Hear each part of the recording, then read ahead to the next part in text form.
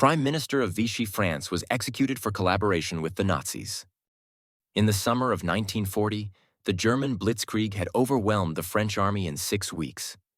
Millions of civilians fled the Wehrmacht, while the political and military elite scrambled to respond. Marshal Philippe Pétain was called out of retirement to request an armistice. Signed on 22 June 1940, the agreement divided France. The northern and western zones were occupied by Germany. The southern zone retained nominal sovereignty under Pétain's authoritarian French state, with its capital at Vichy.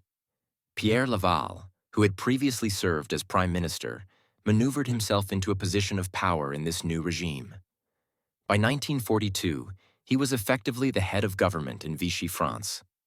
Laval publicly supported Germany, stating in June 1942 that he wished for a German victory over Bolshevism to protect European civilization.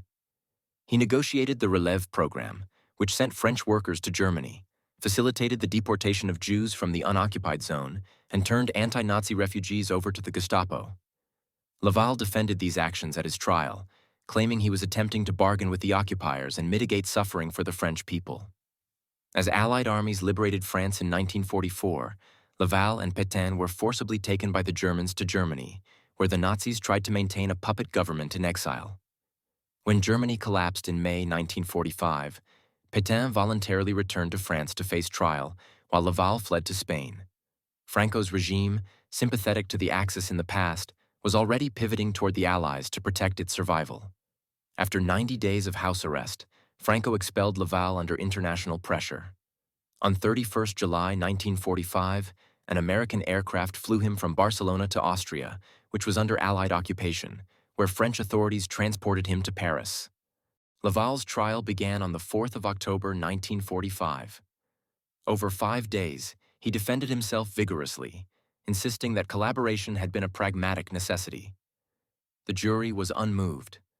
On October 9, 1945, he was found guilty of treason and sentenced to death. He was executed by firing squad on October 15th. Laval's execution marked one of the final acts of France's Épuration légale, the post-war purge that included death sentences and the stripping of civil rights for collaborators. Marshal Pétain was found guilty of treason and sentenced to death. Charles de Gaulle commuted his sentence to life imprisonment, taking into account Pétain's age and his service in World War I. He spent the rest of his life in confinement on the Île d'Yeu, where he died in 1951.